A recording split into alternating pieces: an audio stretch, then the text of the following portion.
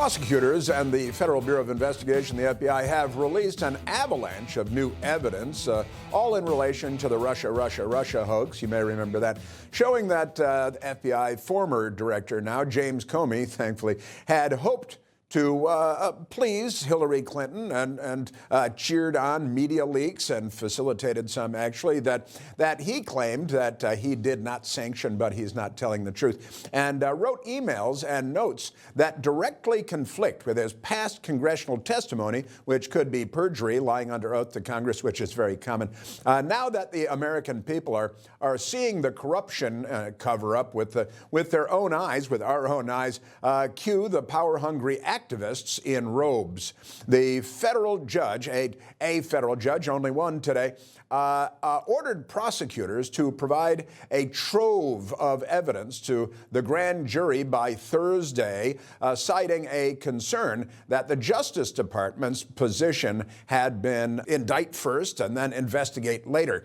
Now, that's pretty much what we've been watching here, right, is with Republicans and Trump. Indict first, figure it out later, and protect Hillary Clinton. And we've been watching corruption being normalized in Washington for years now. Yeah. And the FBI is at the hub of a lot of it. They call it the swamp for a reason, right? Yeah. Right. And I think with this case specifically, don't forget to burn your burn bags with James Comey, I would say. Right. These things coming to light, of course, we saw Lindsay Halligan get appointed to this case, bring the case automatically. But James Comey... Remember, she was only put on because the career prosecutor who had that, and no other career prosecutors wanted to have that case. They had to literally bring 2 assistant U.S. attorneys from North Carolina to help them in this case. But supposedly, today. without any experience, she was able to get an indictment. You know, yeah. and not well, very. It's pretty easy to get an indictment. In a not very friendly venue. And now this note that we see on the screen comes to light once again, right?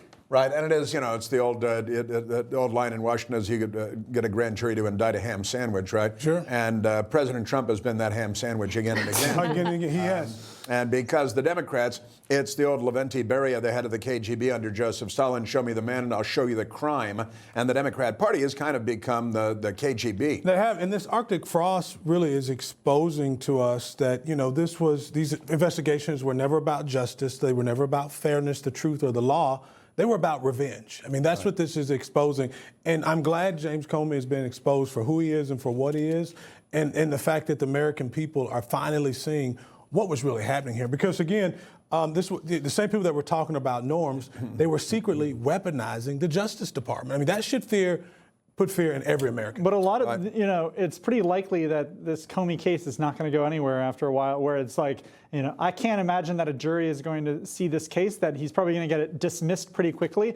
I don't know. Because, I think but it's also the process, even if it does go forward, the process is the punishment. So he may not be actually guilty of anything by a court of law, but he'll have to spend hundreds of thousands of dollars on legal fees. Well, that might be the case. So right now he's trying to get it dismissed, claiming that this is a political prosecution, vindictive. But this U.S. attorney that we're talking about, she came with receipts.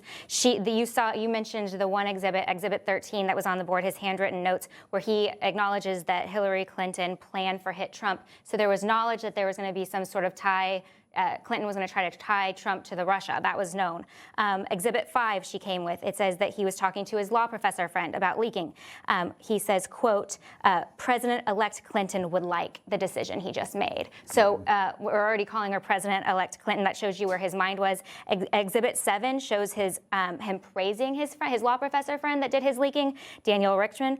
And he says, well done, my friend. Who knew this would be oh so fun? All while using a personal email server, exactly. Right? And while he had his own personal email server, no sense of irony. These people just extraordinary stuff. Information. Truth. Is freedom. Is Newsmax. It's real news for real people.